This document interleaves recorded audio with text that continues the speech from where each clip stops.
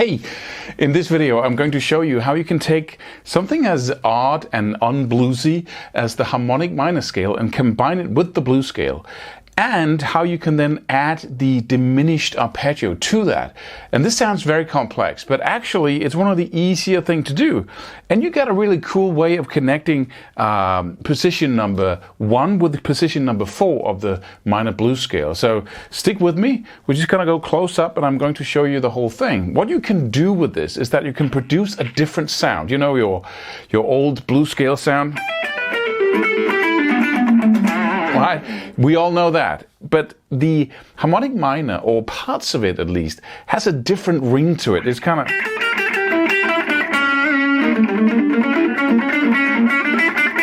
It sounds almost oriental if you play it alone, this specific harmonic minor scale.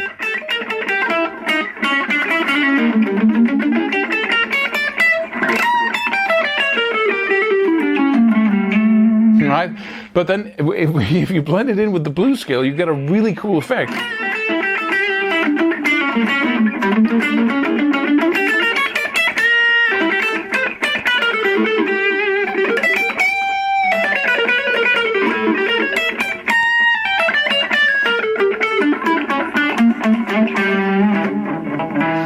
And within that scale, the diminished arpeggio fits so well that it's just almost like a too good to be true coincidence. So let's look into it. I'm just going to show you some charts on the screen, and I'll show you what I'm doing here. Let's take the first position, minor pentatonic or blues scale first, and then add this scale to it. And then afterwards we can expand that with the diminished arpeggio. So let's go. So let's have a look at it. What I actually do here is I take in this case we have the E harmonic minor, the E blues scale. E minor blues in the 12th fret, right? The first position here. So you have the 12th fret across the strings, and then you have the 15th fret on the two top strings, and you have the 15th and the 14th on the G, and then 14 on the A and the D here, and then you know the drill, right? You know the whole shape. You can see it in the charts as well. So what we do is we go down one whole tone from the root note of E down to the 10th fret, and then we play the D harmonic minor down here. A completely different sound from blues, right? But then what I do is I skip the third of that scale. So I don't play, which would be the flat 9th of E, right? So we're just gonna skip that. And if we do that, we get this really cool octave shape that we can use that looks like this. This is the major third, or 7th of D minor, harmonic minor. So we have a note in the 9th, 10th and 12th fret on the low E string. Then we have 10, 12 and 13 on the A. And that's the only shape you have to learn. This is the octave shape that we're just going to replicate 3 times. And as it lies across the first position minor pentatonic or blues scale shape, we can really use it pretty quickly.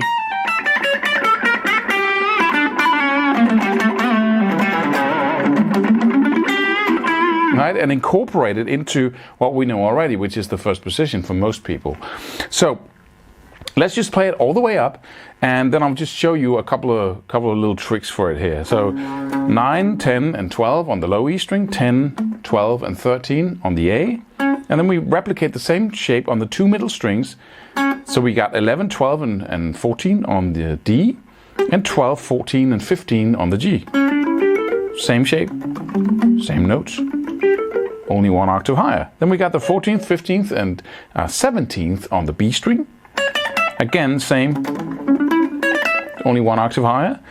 14, 15, 17, and then 15, 17, and 18 on the high E string. And your first task would be to visualize the first position blues scale here, and perhaps if you know the notes just next to that one shape, the 5th position and the 2nd position, you might want to just see the blues scale in the bottom of this one. Right, so if you're in the middle of it, then I can use my blues scale.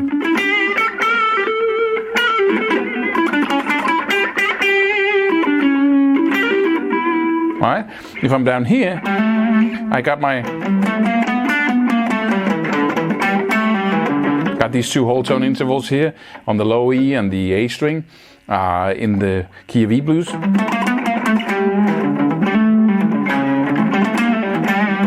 And I got the same shape.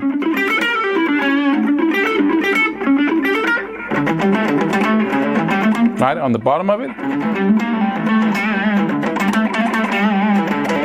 Right, and up here,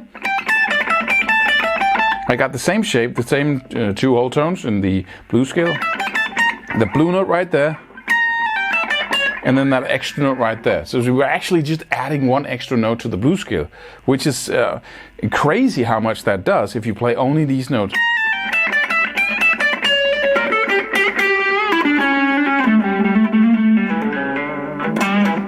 Right?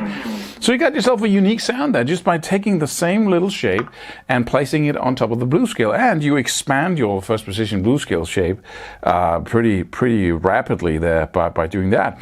And then we can do the same thing in my second favorite blues scale shape, which is the fourth position.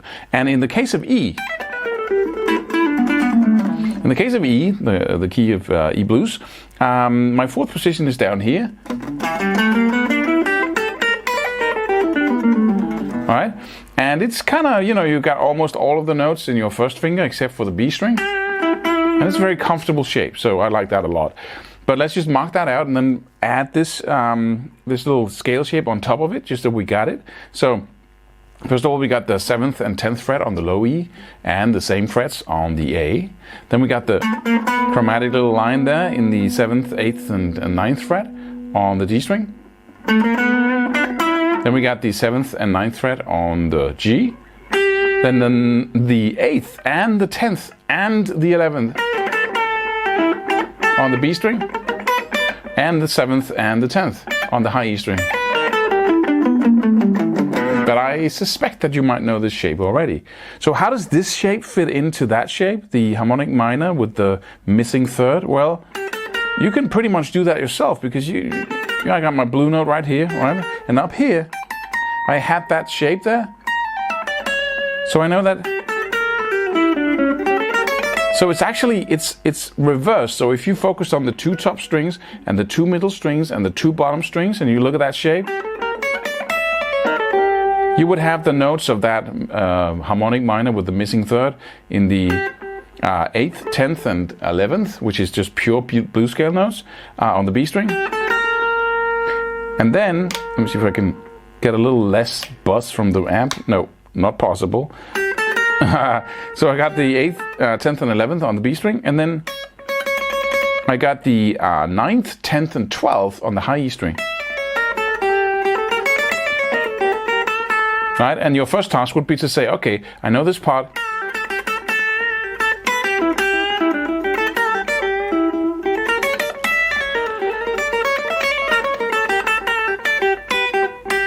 So I would integrate it by fooling around with it, by playing all kinds of stuff, as many things as I could come up with, and say, okay, how can I, right?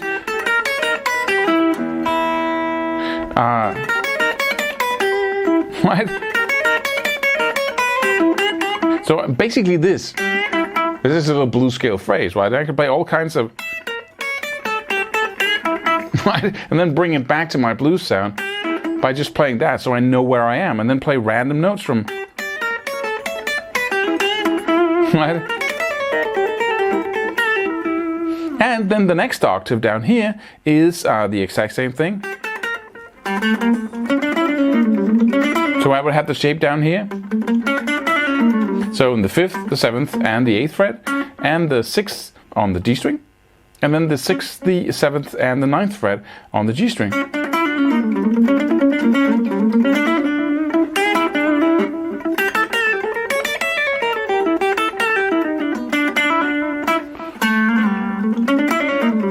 And a little trick to remember this is that every time you have the blue note, then you have that shape, right? Like you had up here, or in the first position shape. On the G string, you had this combination, which we know so well. And if you know that every time I have this, the other three note shape just lies just below it, like that. that means that if I'm here, now I got this B string anomaly here, so I have to go all the way down there. I got the blue note there, so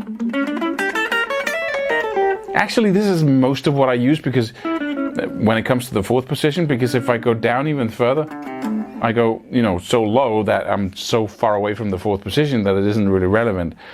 But this is a really cool, and also the cool little benefit of it is that I actually go from the fourth to the first position, and I have a bridge now, because the top note right there is the the note of the first position again. So I could go fourth position, go into my harmonic minor minus the third, and then slide up to the third, and I'm up in the first position.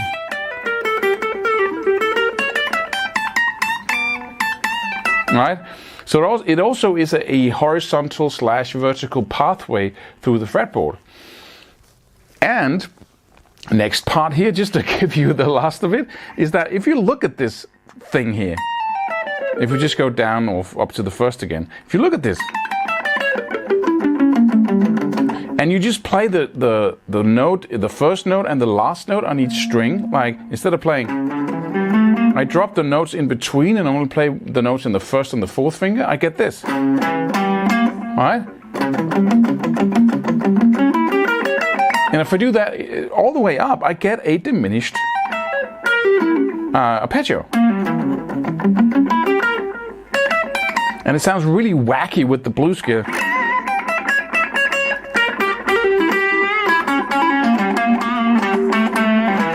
Because I put so much emphasis on the blue note.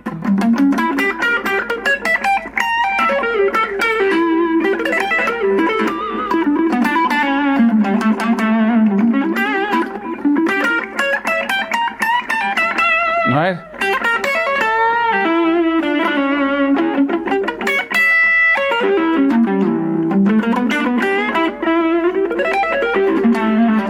Right? So I really have some new options here, and I have some new sounds that just makes me break out of the traditional blues scale sound. Now I can go.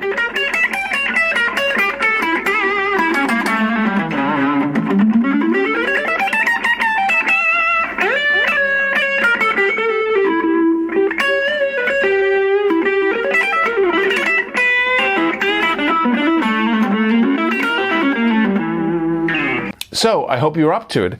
And a great piece of advice here is to just take one little piece of what you know already, like the first position minor pentatonic or blues scale, and then even limit you to more than that and saying less than that. I'll take the middle two strings, the 12th and 14th fret on the two middle strings, and then I'll have the blue note in the 15th fret.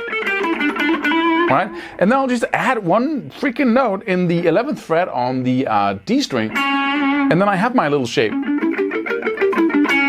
And then I'll play around with that. And to kind of take my licks, the things I know, and incorporate into that, right? If you spend just like 10 minutes on that, you already have a new sound incorporated into something you use a lot, which means that the likelihood of you actually using what you learn in this video is very high. And then you go on, you say, right? So all the time, instead of overwhelming yourself by just throwing in and say, okay, I got these two positions here, I got these shapes, and I need to play them up and down endlessly, then you're never going to learn it. You taking something you know already, like just a small part of the fretboard, and then adding this new thing to it, sticking with it until you feel comfortable with it, is really the path to developing as fast as possible, even though your brain is going to tell you the opposite. It's going to tell you, just practice the whole thing at once, then you'll make much more progress, because then we'll bite off a huge chunk. But you can't bite off a huge chunk, because your brain is like your mouth. There's a limit to how much it can really take in at one time. And so you just keep chewing and chewing and chewing, and nothing happens, right? So take off just a little piece of it, and then really work on that. That is the solution and the way to really develop your skills in the fastest way possible. See you in the next video.